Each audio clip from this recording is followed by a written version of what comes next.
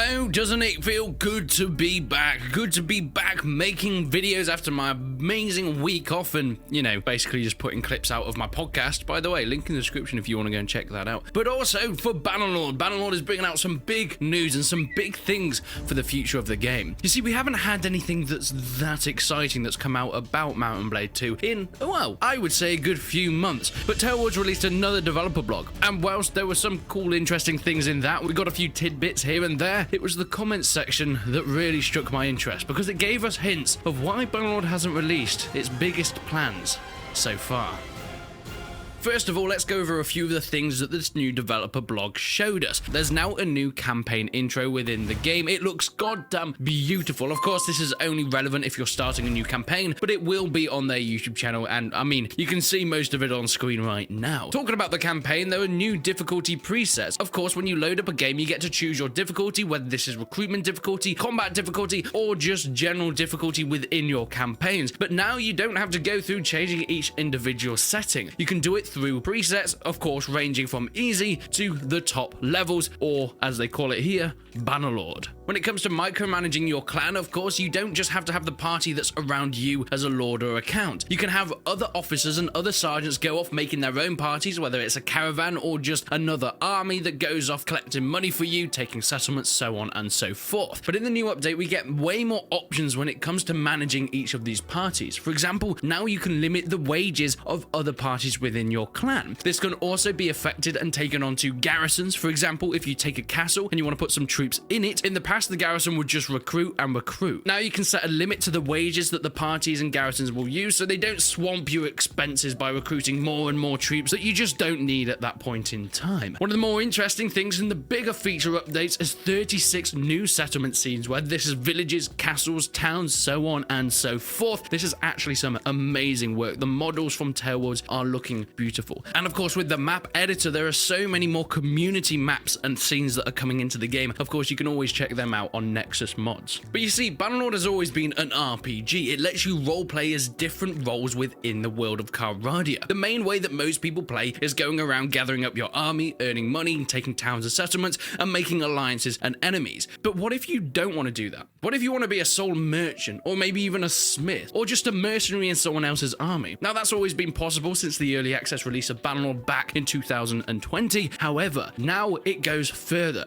If you are the leader of a faction, which you'll probably start with at the beginning, you can now abdicate your throne, and then the other lords in your faction can vote who will be the leader going forward. Because of this, you can build up your massive faction and then just sit back and relax. Let it manage itself while you go and be a humble merchant, or go into the smithy and spend your days in the hot, sweaty metalworking of your towns and cities. Yes, you can literally play the whole game as whatever you want from now on. Speaking of smithy, this is where it gets way more in depth. I know so many people love the custom weapon crafting within the game, and you're gonna love this. Now crafting orders have been added. It's almost like a mini game. Once you're in the smithy and you've trained up enough, you're gonna get different requests for weapons that other nobles want to use. They'll pop up on your screen and they'll say, can you get me a spear of this standard using this materials? And then you can go and make that weapon to fit their needs. Of course, you get experience, renown, and of course that beautiful cash. Yes, you can literally play the whole of the game as just a smithy now, nothing else. They have done so much for this in-depth system of crafting weapons that you could play the whole game without recruiting a single troop and just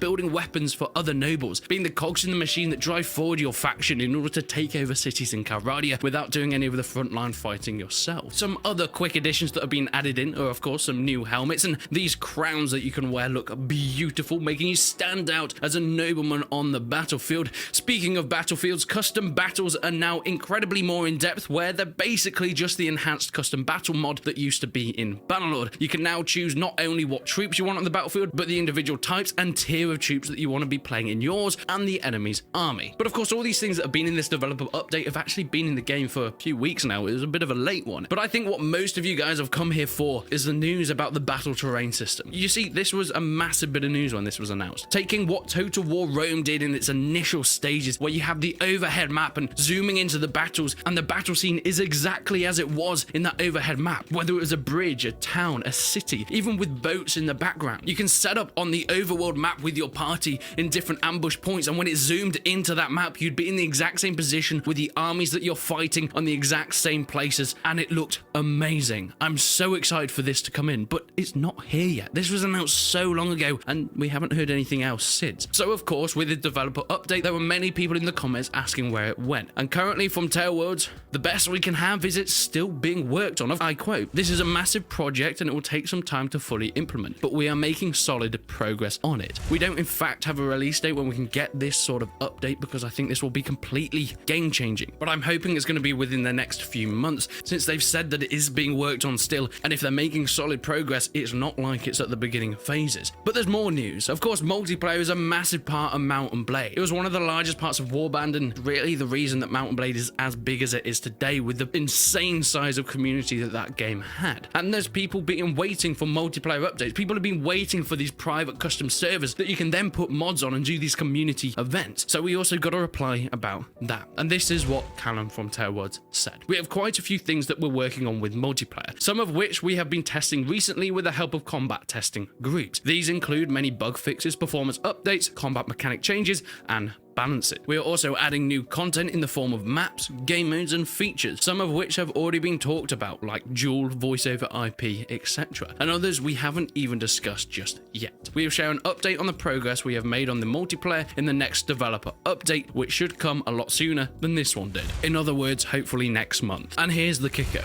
As for private servers, it is still something we're working towards, but you shouldn't expect it any time soon. And I think that's going to disappoint a lot of people, if I'm going to be honest. It's what most people have been waiting for in the multiplayer community, and it's a shame because multiplayer at this point in Bannerlord has pretty much died. There is really no multiplayer community. Don't get me wrong, Bannerlord Online is doing fantastically. They've even added PvP in it now, and there's so many people still playing that. But that's not Bannerlord's main multiplayer. That's a mod. Someone else had to go and do that. And whilst taleworlds have put so much effort and work into the single player, which is of course their main focus, I think a lot of people that are really here for the multiplayer, which is a vast amount of players, have been a bit let down by that. Not having these private custom servers to put on these events, to put mods into it with Persistent World, Bear Force 3, Napoleonic Wars, Mountain Gladius. There's so many people waiting for this, and it's not going to be anytime soon, which is quite unfortunate. And with this, I think is definitely going to be telling us that the full release date for the game isn't also going to be that close. I thought it was probably going to be a year after the early access. That was the initial plan. However, maybe it's COVID, maybe it's other things, that seems to have been delayed. I think we're not going to get a release for another half a year or so. It just seems like it's not coming anytime soon. But please let me know what you think. Leave a comment down below. Are you really interested for the multiplayer, or is it that battle terrain system